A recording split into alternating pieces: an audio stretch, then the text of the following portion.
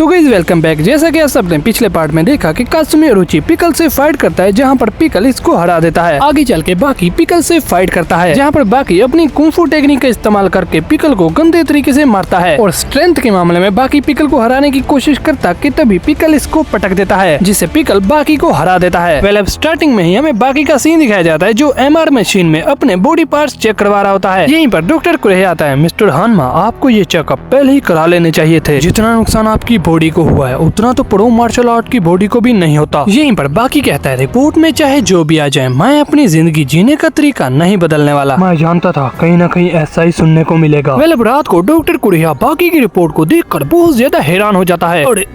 अरे ये क्या है? ये बाकी का ब्रेन होता है, जिसे देखकर डॉक्टर कुरेह बहुत ज्यादा शॉक्ड होता है। यहीं पर ये एक बंदे को फोन लगाता है। हेलो तुम कहाँ पे हो? जल्दी आओ। ऐसा कैसे हो सकता है? ये ब्रेन किसी आम इंसान का नहीं है। थोड़ी देर में ये बंदा भी आ जाता है। मोगीवाड़ा, तुम आ गए? देखो कुरेह यार, तुम्हारी जिंदगी में लड़कियां आती जाती रहती है, पर बड़ी मुश्किल से मुझे एक लड़की मिली थी और वो भी तुमने मुझे यहाँ बुला लिया। मोगी ये बातें छोड़ो, तुम जरा इसे देखो। यहीं पर जब डॉक्टर मोगी इस ब्रेन को देखता है तो ये बहुत ज्यादा हैरान होता है। ये आखिर किस इंसान का ब्रेन है? ये ब्रेन 18 साल के एक लड़के का है। डॉक्टर मोगीवाड़ा, आप देश के सबसे काबिल न्यूरो साइंटिस्ट हैं। हाँ मानता हूँ कि मैं आपके जितना काबिल नहीं हूँ, पर थोड़ी बहुत समझ मुझे भी है। इसीलिए अगर हम किसी आम इंसान के ब्रेन को इससे कंपेयर करें तो ये किसी राक्षस के जैसे लगता है। इसलिए आप मुझे बताएं, क्या ब्रेन का ऐसा शेप इंसान के कैरेक्टर की वजह से आता है? यहीं पर डॉक्टर मोगीवाड़ा कहते हैं, जहाँ बात दिमाग पे होती है वहाँ कुछ भी यकीन से नहीं कह सकते, क्योंकि दिमाग एक ऐसी चीज है जिसे समझना नामुमकिन है। ये दिमाग इतना अलग क्यों है, इसके बारे में मैं नहीं जानता, पर ये किसी चमत्कार से कम नहीं है। और अगर मैं एक्सपर्ट न्यूरोसाइंटिस्ट के नजरिए से देखूं तो मेरा जवाब है कि ये इंसान किसी राक्षस से कम नहीं है। आपने बिल्कुल सही कहा। और अब अगले ही सीन में एक पार्क के अंदर हजारों की तादाद में चूहे आ जाते हैं, जो डर के भाग रहे होते हैं, पर ये कोई नहीं जानता था जिससे ये चूहे डर के भाग रहे हैं वो ये लड़का बाकी है। अगले सीन में कुजाई मोहम्मद अली जूनियर के बारे में सोच रही होती है। भाई ये गद्दारी कर रही है। जितना उसका चेहरा खूबसूरत था, उसकी स्माइल भी उतनी ही दिलकश थी। उसे देखकर ऐसा लग रहा था कि वो अपनी स्माइल से सब कुछ हासिल कर लेगा। और एक दिन उसका खूबसूरत चेहरा, खूबसूरत स्माइल, अहंकार सब मिट्टी में मिल गया। उसके बहते आंसुओं को देखकर बिना कुछ सोचे मैं उसके गले लग गई। कुछ देर के बाद मोहम्मद अली इससे पूछता है कि तुमने इतनी देर तक मुझे अपने गले क्यों लगा के रखा हुआ था? ये तो मैं भी नहीं जानती, पर अगर मैं तुम्हारी माँ होती तो मैं तुम्हें ऐसे ही गले लगाती। पर मैं तो तुम्हारा बॉयफ्रेंड तक नहीं हूँ। यहीं पर ये कुजाई बोलती है, ऐसी ही होती है माँ की ममता, जो बदले में कुछ भी नहीं चाहती। तुम्हें प्यार का असली मतलब उस बाकी हानमा ने सिखाया है। मैं उससे लड़ाई और मोहब्बत दोनों में ही हार गया। मेरे बुरे वक्त में मेरा साथ देने के लिए तुम्हारा शुक्रिया। ऐसा कहकर ये यहाँ से चला जाता है। अगले सीन में कुजाई घर के बाहर खड़ी होती है कि तभी बाकी मुंह में सैंडविच डाल के आ जाता है। वेल अब चलते चलते बाकी कहता है कि कभी कभी हम हफ्तों तक एक दूसरे से बात तक नहीं करते। तुम पूछोगे नहीं कि इतने दिन मैंने कैसे गुजारे, बता दो। यहीं पर कुजाई कहती है कि देखो इतने दिन से तुम मेरे साथ नहीं थे, इसलिए मैं बहुत ज्यादा खुश थी। बाकी कहता है हाँ मुझे पता है। यहीं पर कुजाई इसको किक करती है, तुम जानते हो ना कि ये एक मजाक था। मेरे लिए तो इतना ही काफी है कि तुम हमेशा खुश रहो, और ऐसा भी नहीं है कि मैं तुमसे अलग रहना चाहता हूँ। मैं तो आज भी यही चाहता हूँ कि हम दोनों हमेशा साथ रहें। अगली सीन में बाकी के सामने दो गुंडे होते हैं। हाँ भाई बटवा निकाल, चल अब इसको काट डाल। यहीं पर ये लोग चाकू निकालते हैं। फिर जब ये बाकी को देखते हैं तो बाकी की बॉडी से निकलते हुए ओरे को देखकर ये बहुत ज्यादा डर जाते हैं। इन्हें महसूस होता है कि इनका चाकू चींटी से भी ज्यादा छोटा हो चुका है। यहीं पर बाकी का मामू होता है, जो इन लड़कों को कहता है, किस्मत वाले हो कि तुम लोग बच गए। अगर मैं एक सेकंड भी लेट आता तो तुम्हारे हाथ पैर टूटते या फिर तुम लोग अंधे भी हो जाते। अब सोचो मत,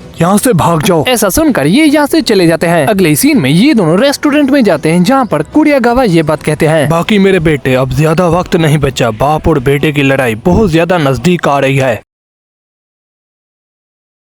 हाँ मैं जानता हूँ ये हम दोनों की आपसी लड़ाई है। आपसी लड़ाई है या अपनी माँ का बदला लेना चाहते हो? कुरियागावा, मैं आज भी उस बात को भुला नहीं पाया। बाकी मेरे बच्चे, दिखा दो अपने डैड युजिरो हानमा को। यहीं पर बाकी युजिरो हानमा से फाइट करता है, जहाँ पर वो इस फाइट में गंदे तरीके से हार जाता है। मुझे अपने डैड बिल्कुल भी पसंद नहीं, पर क्या इसी वजह से मैं उनसे नफरत करता हूँ? मिस्टर कुरियागावा, मेरा मतलब ये है कि मुझे अपनी मोम एमी अकीजावा का युजिरो हानमा से बदला लेना चाहिए। तुम्हारे मन में ये सवाल कहाँ से आया? यहीं पर हमें एक फ्लैशबैक दिखाया जाता है। तो गाइस गाइस एमी अकीजावा एक मशहूर परिवार से थी जो एक अमीर आदमी से शादी करके अपना जीवन खुशी खुशी बिता रही थी। फिर एक दिन वो दुनिया के सबसे ताकतवर इंसान से मिलती है और उस दिन के बाद से सब कुछ बदल जाता है। लोगों के हाथ पैर टूटते हुए और उन्हें मरते हुए देखकर एमी को मजा आता था। ये लड़की जितनी क्रूरता थी इसको देखकर यूजिरो हन्मा पहले ही समझ चुका था। इसीलिए यूजिरो उस अमीर आदमी के गार्ड्स को मारकर एमी से मिलने के लिए जाता है। तुम्हें लोगों पे जुल्म होता हुआ देखना बहुत ज्यादा पसंद है ना? मैं हमेशा से ही तुम्हारे जैसी लड़की की तलाश कर रहा था। मुझे तुमसे कुछ और नहीं चाहिए सिवाय एक बच्चे के। तो गाइस एमी ना बाकी माओ जैसी नहीं थी, वो बाकी को किस तक कर लेती है। बाकी की पढ़ाई की जिम्मेदारी एमी पे थी, इसलिए वो बाकी की ट्रेनिंग से लेकर बाकी की पढ़ाई तक उसे हर एक चीज टॉप लेवल की प्रोवाइड करती थी। और ऐसे ही बाकी दुनिया का सबसे बेहतरीन फाइटर बनने की कोशिश में लग जाता है और ये सब यूजिरो हन्मा को खुश करने के लिए कर रही होती है। बस एक हफ्ता बचा है, उसके बाद मैं दुनिया के सबसे ताकतवर इंसान को उसका सबसे बेहतरीन तोहफा दूंगी। एमी को बस यूजिरो हन्मा का प्यार चाहिए था, उसे बाकी की कभी भी परवाह नहीं थी। दूसरी तरफ यूजिरो हन्मा बस ये चाहता था कि बाकी इतना ज्यादा पावरफुल बन जाए कि वो फाइनल में आके मुझे हरा ही दे। बाकी को पालने की जिम्मेदारी तुम्हारी थी ना एमी? एमी कुछ नहीं बोलती। अगले मुकाबले में अगर बाकी मुझे कांटे की टक्कर नहीं दे पाया तो भूल जाना मुझे, मैं तुमसे सारे रिश्ते नाते तोड़ दूंगा। ये बस यूजिरो हन्मा का प्यार चाहती थी और अगले ही सीन में ये बाकी को ही पीटने लग जाती है। बाकी तुम इतने कमजोर क्यों हो? मैंने गलती कर दी तुम्हें पैदा करके। बाकी बेचारा कुछ भी नहीं कहता, वो बस इसकी बातों को सुन रहा होता है। लेकिन यहीं पर मॉम, अगर मैं आपके पति यूजिरो हन्मा को हरा दूं तो क्या आप मुझसे प्यार करेंगी? भाई प्यार तो बाकी को भी चाहिए था। असलियत और ख्वाबों की दुनिया में मैं सब कुछ देख रहा था। मेरी माँ ने यूजिरो हन्मा को गले लगाया, वहीं मेरे डैड यूजिरो हन्मा ने उन्हें इतनी जोर से दबाया कि उनकी पसलियां टूट गई और वो दर्द से चिल्लाने लग गई। मेरी मोम ने जब उन्हें गले से लगाया तो उनकी सारी ख्वाहिशात पूरी हो गई। पर बाकी ख्वाहिशात को पूरा करने के चक्कर में उसने अपनी जिंदगी भी खत्म कर ली। और अभी तुम जिंदा हो सकता है कि तुम आगे चल के दुनिया के सबसे ताकतवर इंसान बन जाओ जिससे एमी तुम्हारी तारीफ करे। यूजिरो हन्मा खुश होकर तुम्हें हन्मा का खून कह दे और इससे क्या फर्क पड़ेगा? बाकी तुम ये बताओ कि तुम इस जिंदगी से क्या चाहते हो? यहीं पर बाकी कहता है कि मेरी मोम के बोले हुए वो आखिरी लफ्ज मुझे आज भी याद हैं। मेरे डैड ने जब मुझे पंच मारा था तो मैं जमीन में घुस गया था। तब मैंने देखा कि मेरी मोम दुनिया के सबसे ताकतवर इंसान के सामने डट के खड़ी हो गई। इतना ही नहीं, उन्होंने एक जोरदार पंच यूजिरो हन्मा को मारा था। यूजिरो, पहले मेरा सामना करो। आपको तो पता है यूजिरो हन्मा के सामने खड़ा होना, यूजिरो हन्मा को चुनौती देना, साथ ही उन पे हाथ उठाना, ये कोई आम बात नहीं है। मेरी माँ ने मेरे लिए इतना सब कुछ किया और इन्हीं लफ्जों के साथ बाकी इमोशनल हो जाता है। उन्होंने मेरे लिए लड़ाई की थी और उन्हीं लफ्जों के लिए मैं अपनी जान देने के लिए भी तैयार हूँ। जिंदा रहने की चाहत और मेरे अंदर जितना भी जोश है ये उन्हीं शब्दों का असर है। और याद रहे बेटा बाकी, इन शब्दों के इस्तेमाल से तुम दुनिया के सबसे ताकतवर इंसान बनोगे। उस रात का पूरा सच जानने के बाद मुझे आज पता चला कि गलत मैं था। बाकी कहता है कि कोई बात नहीं। बाकी अपना सर इनके सामने झुकाता है और वो कहता है वैसे भी मेरे सीने में दफन ये रात मैं किसी और को बताना चाहता था और ये बातें मैंने आपको बता के अपने दिल का बोझ हल्का कर लिया। अगले सीन में बाकी दौड़ते हुए ये बात सोच रहा होता है कि अगर मेरी मॉम ने अपनी कुर्बानी ना दी होती तो आज मैं वैसा ना होता, वरना कोई अपने बाप से बदला थोड़ी लेगा। सीन शिफ्ट होता है एक प्रिजन पर जहाँ पे यूजिरो हन्मा मिस्टर अनचेंड से फाइट करने के लिए तैयार होता है। तुम भले अमेरिका के सबसे ताकतवर इंसान हो पर मेरे दोस्त तुम एक मुजरिम भी हो। यूजिरो कहते हैं कि बॉडी बनाने के लिए अच्छा खाना, जिम, यहाँ तक कि तुम्हें पढ़ने के लिए दुनिया भर की बेहतरीन किताबें भी दी गई हैं। अनचेंड कहता है ये तो कुछ भी नहीं, एक दिन ये पूरा जेल मेरे कब्जे में होगा। अच्छा ये बताओ, मैंने सुना है कि तेरे बेटे बाकी ने उस जंगली आधि मानव के साथ फाइट की थी, तो आखिर कौन जीता? एक लड़का जो बचपन से कमजोर था, उसने दुनिया के सबसे ताकतवर इंसान को चुनौती दी और उसे मार्शल आर्ट का इस्तेमाल करने पे मजबूर कर दिया। तो तुम्हारे हिसाब से वो लड़का बाकी है। यहीं पर अनचेंड जैसे ही पंच करता है तो यूजिरो उससे पहले इसको जोरदार पंच कर देता है। मिस्टर अनचेंड दूर जाके गिरता है। यहीं पर मिस्टर अनचेंड खड़ा हो जाता है। लगता है कि मैं इस फाइट में हार जाऊंगा। ऐसा कहकर ये एक दूसरे को पकड़ लेते हैं। ये दोनों अपनी अपनी ताकत आजमाने लगते हैं। तभी यूजिरो कहता है जिसकी हाइट समंदर की सतह से ज्यादा होगी वो इस मैच को जीत जाएगा। हालांकि मिस्टर अनचेंड की हाइट यूजिरो हन्मा से कहीं ज्यादा है, फिर भी यूजिरो हन्मा अपनी ताकत के बलबूते पे मिस्टर अनचेंड की हाइट को कम कर देता है, जिससे यूजिरो हन्मा इस मैच को जीत जाता है। और अब सीन शिफ्ट होता है तोकुगावा के घर पर। तोकुगावा टोकुगावा के सामने प्राइम मिनिस्टर अपना सर झुका के बैठा होता है। हाँ भाई, क्या हो गया, थके थके लग रहे हो? जी सर, काम इतना ज्यादा है कि आराम करने का टाइम ही नहीं मिलता। अच्छा छोड़ो ये बात है, मैं तुम्हें दवाई देता हूँ। क्या कहा आपने, दवाई देंगे? बहुत बोले हो यार तुम, हम सौदायान के हिसाब से नहीं, भाल के वजन के हिसाब से करते हैं। ऐसा कहकर टोकुगावा इसे बहुत सारा कैश प्रोवाइड करता है, चाहो तो ट्रक में लेके जा सकते हो, पर तुम्हें मेरी एक मदद करनी होगी। वेल, अगले ही सीन में प्राइम मिनिस्टर बहुत ज्यादा हैरान होते हैं। मुझे समझ नहीं आ रहा कि एक बाप बेटे की लड़ाई में पूरे देश का अप्रूवल क्यों चाहिए। यहीं पर ये डिफेंस मिनिस्टर कहता है कि माफ कीजिएगा सर, मैंने आपको ये बात बताई नहीं थी। ओह, तो तुम युजिरो हन्मा की बात कर रहे हो, क्या तुम उसके बारे में और कुछ बता सकते हो? सर, अब बस इतना जान लें कि वो दुनिया का सबसे शक्तिशाली इंसान है, जिसका सामना इस दुनिया में और कोई नहीं कर सकता। ये तो बहुत खतरनाक है। जापान नियम से चलने वाला देश है, अगर ये आदमी पुलिस के हत्थे चढ़ गया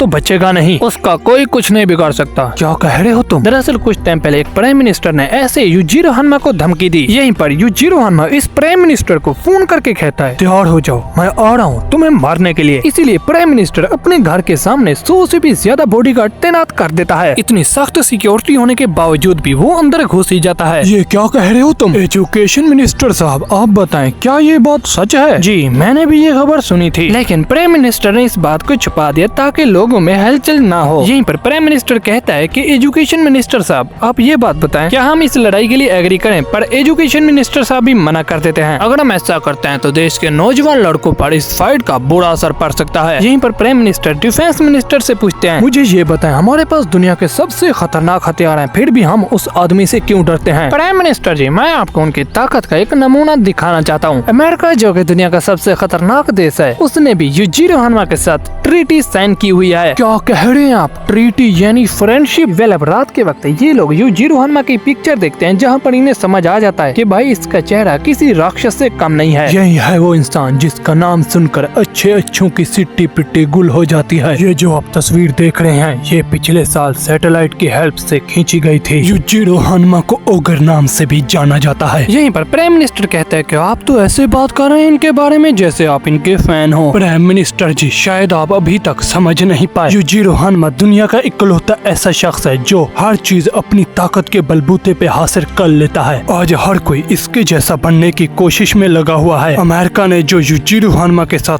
ट्रीटी साइन की हुई है, वो बात सच है। यहीं पर प्राइम मिनिस्टर कहता है कि भाई हमारे पास बंदूकें हैं, हम दूर से उसको मार सकते हैं। नहीं सर, अगर हमने ऐसा किया तो अमेरिका हमारा दुश्मन बन जाएगा और अमेरिका के साथ साथ बाकी मुल्क भी युजिरो हन्मा के साथ ट्रीटी साइन करना चाहते हैं, जिससे क्या होगा, अमेरिका ही नहीं बल्कि दूसरे मुल्क भी जापान के खुलेआम दुश्मन बन जाएंगे। इसलिए कोई भी देश उसे मारने से पहले 100 बार सोचता है। वेल, अब सीन शिफ्ट होता है मिलिट्री बेस पे। यहीं पर कैप्टन स्ट्राइडम कहते हैं कि मैं तुम्हारा कैरेक्टर सुधारने में टाइम जाया नहीं करने वाला, मैं तुम लोगों को अटैक करना सिखाऊंगा। मार्क, इधर आओ। देखो मार्क, मैं तुम्हें ऑर्डर देता हूँ कि मुझे अभी और इसी वक्त मार डालो। ये ऑर्डर सुनते ही ये स्ट्राइडम को किक कर देता है, पर स्ट्राइडम इसके दोनों अखरोट फोड़ देता है, जिससे ये दर्द से तड़पने लग जाता है। फिर ये दूसरे आदमी को बुलाता है। यहीं पर ये इसकी आंखों पे वार करके इसको भी नॉकआउट कर देता है। ऐसा करते करते स्ट्राइडम सभी लोगों को बड़ी ही आसानी से हरा देता है। उम्मीद है कि अब आप लोग समझ गए होंगे कि आम मार्शल आर्टिस्ट जंग में लड़ने वाले मार्शल आर्ट से कितने ज्यादा कमजोर होते हैं। सावधान हो जाओ। अगली सीन में स्ट्राइडम बारूद को चाकू पे लगा के ब्लास्ट कर देता है। मेरे दोस्त युजिरो हन्मा, अब तुम्हें मारने का वक्त आ चुका है। यहीं पर ये अपने हाथ और पैरों में बारूद को भर लेता है। इसी के साथ स्ट्राइडम फुल्ली तैयार होता है युजिरो हन्मा को मारने के लिए। उसे युजिरो हन्मा की कही गई बात याद आती है। लोग तभी आपको ताकतवर मानते हैं जब आपको खुद पे भरोसा होता है। स्ट्राइडम, अगर तुम इस दोस्ती को बरकरार रखना चाहते हो तो तुम मुझ पे हर साल हमला करोगे। इसलिए गाइस, स्ट्राइडम युजिरो हन्मा को मारने के लिए इतनी तैयारी के साथ आया होता है। तो आगे तुम। यहीं पर युजिरो हन्मा इसके बिल्कुल पीछे खड़ा होता है, पर स्ट्राइडम खुद को संभालते हुए ये सोचता है कि युजिरो हन्मा, अब तुम्हें मारने का वक्त आ चुका है। हमेशा ऐसे कहते हो लेकिन कर कुछ नहीं पाते, मुझे मार डालोगे। सपने कुछ ज्यादा ही देख रहे हो तुम। ऐसा कहकर युजिरो हन्मा स्ट्राइडम को किक करता है, जिससे वो हेलमेट हवा में उड़ जाता है। स्ट्राइडम मेरे दोस्त, तुमने अपना वादा तोड़ दिया। तुम तो जीतने आए थे, पर जीतने से पहले ही तुम डर गए। नहीं होगर, ऐसा नहीं है। इस बार तुम भी मेरी जाल में फंस गए। यहीं पर जो इसने सूट पहना होता है वो क्रैक हो जाता है। जरा फिर से कहना। और अब स्ट्राइडम अपनी हार मान के खुद को ही डैमेज कर लेता है। सीन शिफ्ट होता है बाकी पे, जो युजिरो हन्मा की प्रेजेंट को फील करने की कोशिश कर रहा होता है। नहीं, ये उतना ताकतवर नहीं है जितना मैं सोच रहा हूँ, इसे और ताकतवर होना चाहिए। और अब यूजिरो अपनी फाइनल फॉर्म में आकर अपने स्टांस को अपनाता है, फिर बाकी को एक जोरदार पंच मारता है जिससे वो दीवार में धंस जाता है। साथ ही पूरे शहर में भूकंप आ जाता है। अगले सीन में यूजिरो हनमा तोकुगावा से मिलने के लिए जाता है, जहाँ पर वो कहता है, तोकुगावा आपकी तबीयत ठीक है? क्या कहा यूजिरो, तुम यहाँ पे हाल चाल पूछने के लिए आए हो? अचानक तुम्हें मेरी चिंता क्यों सताने लग गई? चिंता कैसे नहीं होगी, मैं आपकी इज्जत करता हूँ। हाँ, जो अपने बेटे का नहीं वो मेरा क्या होगा? तुम्हारे रास्ते में बच्चा हो या सोल्जर, तुम किसी पे भी रहम नहीं करते, इसलिए तो तुम्हें लोग यूजिरो नहीं बल्कि ओगर के नाम से जानते हैं। ए बुढ़ाओ चुप कर जाओ, चले जाओ यहाँ से, मेरा मूड खराब मत करो। बुढ़ाओ चुप कर जाओ वरना क्या, दफा हो जाओ यहाँ से, मैं तुमसे डरता नहीं हूँ यूजिरो हनमा। फिर तोकुगावा जैसे ही जोर से चिल्लाते हैं तो इसके मुंह से खून निकलने लग जाता है। यूजिरो हनमा कहता है कि चलो अब इसको डॉक्टर के पास ले जाओ। तो गाइस यूजिरो हनमा दुनिया का इकलौता ऐसा शख्स है जिसके पास एक खास पावर है, और वो ये है कि यूजिरो हनमा किसी भी इंसान को देखकर उसे क्या बीमारी है वो समझ जाता है, और इसी कमजोरी को ढूंढकर वो सामने वाले को मार भी सकता है। यूजिरो हनमा पे तलवार, टैंक, गोली, यहाँ तक कि मिसाइल भी चलाए गए, पर इसने हर चीज को मुंह तोड़ जवाब दिया। वेल अब अगले सीन में सीगिंग रेत्सु बॉक्सिंग की ट्रेनिंग लेने के लिए आया होता है। भाई जिंदा है ये, पुराने सीजन में, और सब्सक्राइब भी कर दो। हाँ भाई, क्या तुम देखने आए हो? कोच मैं बॉक्सिंग सीखना चाहता हूँ। यहीं पर कोच कहते हैं कि पर तुम्हारा पैर, मैं जानता था कि आप मेरे पैर के बारे में बात जरूर करेंगे, पर ये मेरी प्रॉब्लम है उसकी नहीं। यहीं पर कोच कहते हैं कि ठीक है भाई, फीस भर दे और आजा ट्रेनिंग के लिए। यहीं पर कोच कहता है कि चल आजा भाई, इसको पंच कर। कोच अगर मैंने इसे अपनी पूरी ताकत का इस्तेमाल करके मारा तो ये फट जाएगा। ये सुनकर कोच शॉक्ड होता है और वो कहता है कि अगर तुमने इसे फाड़ दिया तो मैं तुम्हें पर्सनल ट्रेनिंग दूंगा। यहीं पर रेत्सु अपने एक ही पंच से इस पंचिंग बैग को फाड़ देता है, जिसे देखकर ये सारे बॉक्सर भाई बहुत ज्यादा हैरान हो जाते हैं। अगले ही सीन में तोकुगावा अपनी आंखें खोलते हैं, जहाँ पर कुरिया कहते हैं कि शुक्र है कि आपको होश आ गया। सीन शिफ्ट होता है एक बॉक्सर पे जो मीडिया के सवालों का जवाब दे रहा होता है। भाई ये बॉक्सर अपनी जिंदगी में एक भी मैच नहीं हारा होता, साथ ही इसने जिससे भी फाइट की होती है उसे एक ही राउंड में खत्म कर दिया होता है। और इन्हीं चीजों के बारे में ये मीडिया वाले पूछ रहे होते हैं। मैं जब भी रिंग में होता हूँ तो मेरा गोल जीतना नहीं बल्कि सामने वाले को एक ही राउंड में हराना होता है। अरे यार ये रिपोर्टर भी ना कितना शोर करते हैं। वेल अब ये ट्रेनिंग कर रहा होता है कि तभी इसका ध्यान उसी पंचिंग बैग पे जाता है। ये कोच से पूछता है कि इस पंचिंग बैग को फाड़ने वाला आखिर कौन है। बोरा भाई पता नहीं कब से ये खुद को शीशे में देख रहा है। जाओ जाके उससे कहो कि मैं उससे लड़ना चाहता हूँ। कोच रेत्सु को कहता है कि भाई क्या तुम लड़ना चाहते हो? हाँ क्यों नहीं, कौन है जो मुझसे लड़ना चाहता है? ए, मैं तुमसे लड़ना चाहता हूँ। रेत्सु इसको देखकर ही समझ जाता है कि भाई इसके साथ लड़ूंगा तो मैं अपनी पूरी पावर का इस्तेमाल भी नहीं कर पाऊंगा। ये सुनकर सब लोग शॉक्ड होते हैं कि तभी ये बॉक्सर कहता है कि चलो जाओ कोई इसको ग्लव्स पहनाओ। चलो कुंफू मास्टर तुम किकिंग भी कर लेना, वैसे क्या तुम किक कर पाओगे? ये सुनकर रेत्सु एक ही झटके में रिंग के अंदर आ जाता है। सुना है कि तुम रिंग में बॉक्सिंग करते हो, तो मैं भी बॉक्सिंग ही करूंगा। तुम्हें हराने के लिए मेरे हाथ ही काफी हैं। अब तुम लोग खड़े खड़े क्या कर रहे हो, जल्दी से उसको ग्लव्स पहनाओ। वेल अब ये दोनों एक दूसरे के आमने सामने होते हैं। रेत्सु के स्टांस को देखकर कोच बहुत ज्यादा डर जाता है। यहीं पर बॉक्सर रेत्सु को पंच कर देता है, पर रेत्सु इसके अटैक को डोज करके एक जोरदार पंच इसके मुंह पे मारता है, जिससे ये वहीं पर ही नॉकआउट हो जाता है। ये देखकर सब लोग शॉक्ड हो जाते हैं। थोड़ी देर के बाद जब बॉक्सर को होश आता है तो वो कोच को कहता है कि मुझे उसका पंच दिखाई ही नहीं दिया। फिर जब कोच रेत्सु को देखता है तो रेत्सु ट्रेनिंग में लगा होता है। कोच रेत्सु के पास जाता है और वो कहता है कि तुम तो यहाँ पे बॉक्सिंग सीखने के लिए आए थे ना, तो फिर बॉक्सिंग की प्रैक्टिस करो, ये मार्शल आर्ट की क्या लगा रखा है तुमने? यहीं पर रेत्सु कहता है कि अगर मैं बॉक्सिंग की प्रैक्टिस करता तो मैं उस फाइटर को बड़ी ही आसानी से नहीं हरा देता। यहीं पर वो बॉक्सर आता है जो कहता है तुमने आज तो हम सबको बड़ी ही आसानी से हरा दिया, पर याद रखो मेरे दोस्त, तुमने दुनिया भर के बॉक्सर्स को चुनौती दे दी है। सीन शिफ्ट होता है शिनशिकाई स्कूल में, जिसको बाकी देख रहा होता है। दूसरी तरफ कात्सुमी एक शॉपर के साथ प्रैक्टिस कर रहा होता है। यहीं पर ये शॉपर को जोर से किक करता है, जिसे बाकी रोक लेता है। कात्सुमी कहता है कि कमरे के सारे दरवाजे तो बंद है, इसका मतलब तुम खिड़की से आए हो। बाकी कहते हैं हाँ 9 माले चढ़ने में थोड़ी तकलीफ हुई, पर कोई बात नहीं, बाकी तुम कुछ भी कर सकते हो यार। बाकी कहते हैं कि कात्सुमी तुम्हारा जवाब नहीं, एक हाथ खोने के बावजूद भी तुम प्रैक्टिस कर रहे हो। कात्सुमी कहता है जो हुआ सो हुआ, अब जो मेरे पास है मैं उस पे फोकस कर रहा हूँ। तुम्हें पता है एक तलवार से लड़ने वाला आदमी 2 तलवार से लड़ने वाले आदमी से कमजोर नहीं होता। इसी तरीके से मैं अकेला नहीं हूँ जिसने अपना एक हाथ खो दिया, बल्कि मैं खुश नसीब हूँ जिसे एक हाथ से लड़ने का मौका मिला है।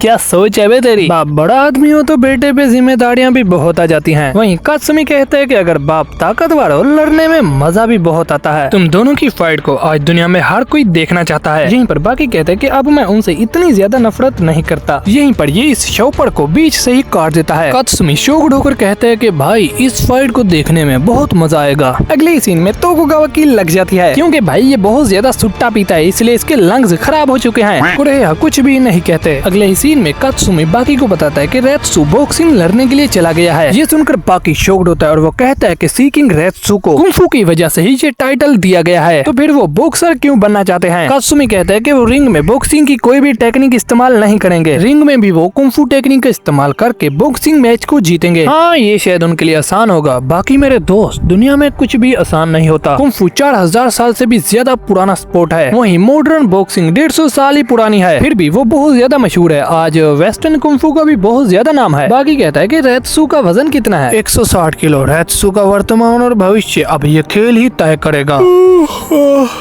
रेत्सु को कोई नहीं समझ सकता। सीन शिफ्ट होता है रिंग में, जहाँ पर सभी बॉक्सर ट्रेनिंग में लगे होते हैं। पर तभी कोच कहते हैं कि रेत्सु अपने ग्लव्स पहनो और प्रैक्टिस मैच के लिए तैयार हो जाओ। किसके साथ लड़ना है कोच? बोलो मत, जैसा कहता हूँ वैसा करो, तुम एक स्टूडेंट हो। यहीं पर रेत्सु कोच से माफी मांगते हैं और बॉक्सिंग मैच के लिए तैयार हो जाता है। इसका सामना करके दिखाओ अब तुम। और अब रेत्सु के सामने एक और पावरफुल फाइटर होता है। कोच रेत्सु को हेड गियर पहनाता है और अब फाइट शुरू होते ही ये बॉक्सर रेत्सु को पंच करता है, जिससे वो दूर जाके गिरता है। सब लोग शॉक्ड होते हैं, अरे दूर जाके गिरा ये। रेत्सु सामने वाले को देखकर ही उसकी कमजोरी पकड़ लेता है, इसलिए वो समझ जाता है कि इसके ग्लव्स की पकड़ बहुत ढीली है। यहीं पर रेत्सु इसके पास जाता है। बॉक्सर इसको पंच करता है, लेकिन रेत्सु अपना सर मारता है, जिससे इस बॉक्सर के हाथों की हड्डियां टूट जाती हैं। वेल, अब सीन शिफ्ट होता है कैप्टन स्ट्राइडम और युजिरो हानमा पे। हाँ तो बताओ बाकी क्या कह रहा था? बाकी ना बहुत बदल गया है, वो अब आपसे मिलना चाहता है। बाकी कह रहा है कि वो आपके साथ खाना खाना चाहता है। ये सुनकर युजिरो हानमा को गुस्सा आ जाता है, जिससे होटल के स्टाफ डरने लग जाते हैं।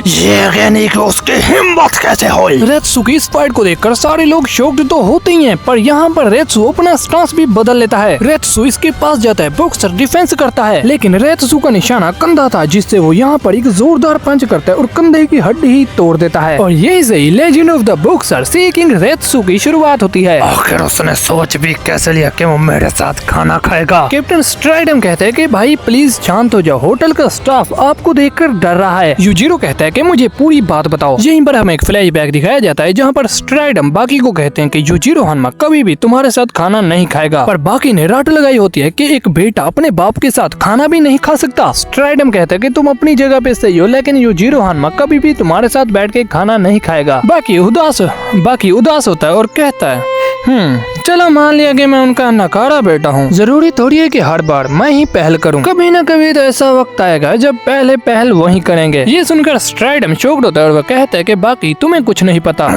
अच्छा, तो वो चाहता है कि मैं खुद को गलत कहूँ। इसी के साथ युजिरो यहाँ से चला जाता है। इससे अब सबक सिखाने का वक्त आ चुका है। वेल गाइस, अगले ही सीन में अमेरिका का प्रेसिडेंट जापान के प्रेसिडेंट प्राइम मिनिस्टर से मिलने के लिए आता है। लगा नहीं था कि इतनी जल्दी मुलाकात हो जाएगी। इसके बाद ये लोग एक मीटिंग फिक्स करते हैं, जहाँ पर गवर्नमेंट के सबसे बड़े लोग होते हैं। हम बात कर रहे हैं उस शख्स की जिसके सामने कई देशों की मिलिट्री भी कमजोर पड़ जाती है, और वो है युजिरो हानमा। मैं ज्यादा कुछ नहीं चाहता, बस आप लोग मेरी मदद करें युजिरो हानमा को खत्म करने में। देखें, अगर हमने ऐसा किया तो जो बाकी देश हैं जिसके साथ युजिरो ने ट्रीट किया है, इसलिए उससे दुश्मनी मोल लेना खतरे से कम नहीं है। एक शख्स है जो उसका सामना कर सकता है, और वो है उसका बेटा बाकी। अच्छा, तो तुम उसकी बात कर रहे हो जिसने हमारे पुराने प्रेसिडेंट जॉर्ज बुश को किडनैप किया था? वो तो दुनिया की सबसे ताकतवर सिक्योरिटी के साथ है ना, इसका मतलब वो भी खतरनाक है। हाँ, आपने बिल्कुल सही कहा, वो भी अपने डैड की तरह सबसे ताकतवर बनना चाहता है। यहीं पर एजुकेशन मिनिस्टर कहते हैं कि बाप और बेटा अगर लड़ना चाहते हैं तो उन्हें लड़ने देते हैं ना, इसमें हमारा ही तो फायदा है। यहीं पर यूएस प्राइम मिनिस्टर कहते हैं कि बस अब आप मेरी बात ध्यान से सुने। आप जरा ये देखें, इस कांच की शीशी के अंदर कोयला है और मैंने युजिरो को कहा कि इस कोयले को चूर चूर कर दे। कमाल की बात तो ये है कि वो मेरी बात मान भी गया। ये सुनकर सारे प्राइम मिनिस्टर बहुत ज्यादा शॉक्ड होते हैं। मैं ठहरा यूएस प्राइम मिनिस्टर, मेरी बात कैसे नहीं मानता वो? पर तभी इनके पीछे प्राइम मिनिस्टर मेरा मतलब युजिरो हानमा आ जाता है, जिसे देखकर ये लोग बहुत ज्यादा डर जाते हैं। दरअसल युजिरो हानमा आने से पहले सभी गार्ड्स को बेहोश कर देता है। अच्छा तो तुम क्या कह रहे थे? मैंने ओगर से ये बात कही और वो मेरी बात मान भी गया। यहीं पर ये प्राइम मिनिस्टर कहते हैं कि ओगर आप मुझे गलत समझ रहे हैं, मैंने ऐसा नहीं कहा। पर तभी यूजिरो हनमा इस शीशे को तोड़ देता है और उसी चूड़े का इस्तेमाल करके ये इसके हाथ पे क्रॉस का निशान बना देता है। अब उस कसम को दोबारा से दोहराओ। यहीं पर ये प्राइम मिनिस्टर कहते हैं कि ओगर अमेरिका हमेशा आपके साथ रिश्ते नाते बना के रखेगा। आप अपनी जिंदगी में जो भी करें हम दखल अंदाज नहीं होंगे। तो अब क्या हुआ? तुम लोग मेरे और मेरे बेटे की लड़ाई के दरमियान क्यों आ रहे हो? यहीं पर ये प्राइम मिनिस्टर कहते हैं कि ओगर हमें समझाने का मौका दें। आप जो अपने बेटे से लड़ाई करने वाले हैं वो किसी दो देशों में होने वाली जंग से कम नहीं है। हाथों से क्रॉस गिरते ही तुमने अपनी औकात दिखा दी। मेरे और मेरे बेटे की लड़ाई के बीच में आए तो तुम लोग मारे जाओगे। सीन शिफ्ट होता है एयरपोर्ट पर जहाँ पर एक मशहूर प्रमोटर काइजर आया होता है। काइजर आप जापान क्या करने आए हो?